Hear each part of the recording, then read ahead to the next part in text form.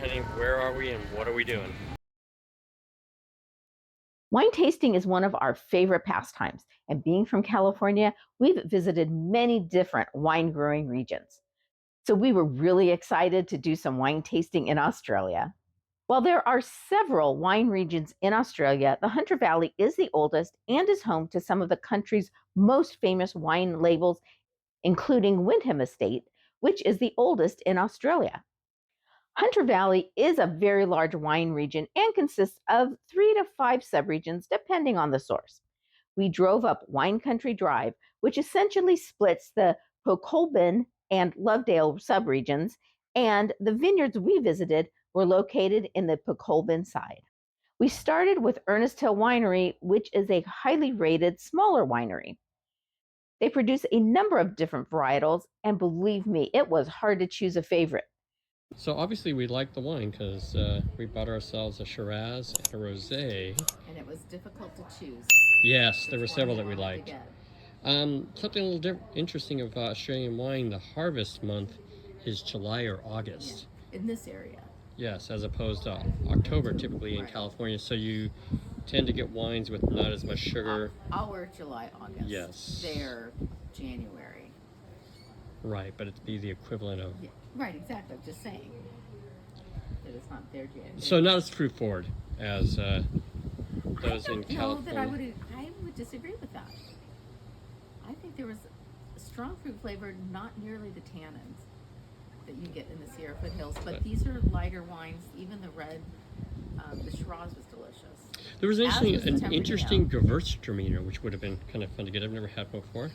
That was kind of interesting. You don't really see that grown here in Australia. Anyways, on to our next vineyard. We decided on a rosé, which I purchased for Christmas baking with my daughter, as well as a Shiraz.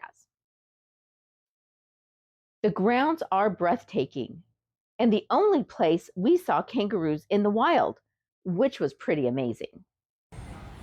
So we're wine tasting here, and the host was talking about kangaroos and how they've been eating their grapes.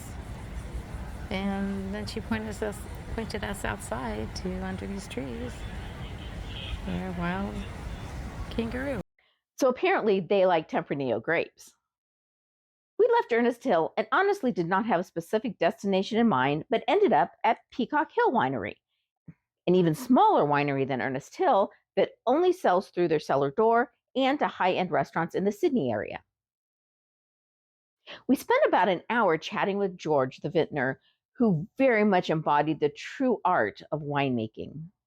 What are we having as children? Oh my God, we had a sparkling wine, which was phenomenal.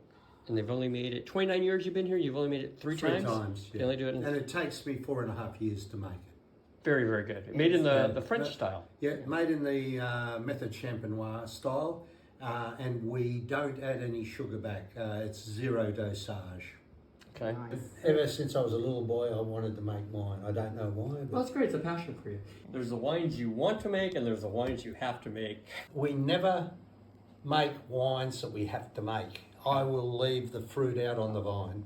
Everything was delicious, and our time with George so enjoyable.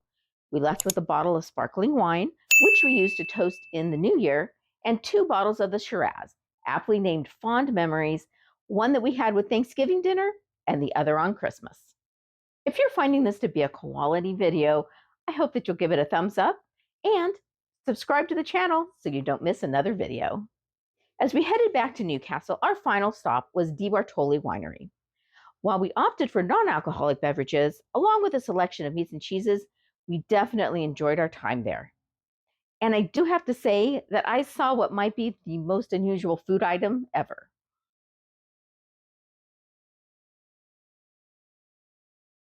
And their dog-friendly attitude made us smile and miss our fur baby. If you thought this was a quality video, please give it a thumbs up, subscribe to our channel, and turn on notifications so you don't miss our next video on our amazing Australia adventure. Thanks so much for watching, and I hope that you have a quality day.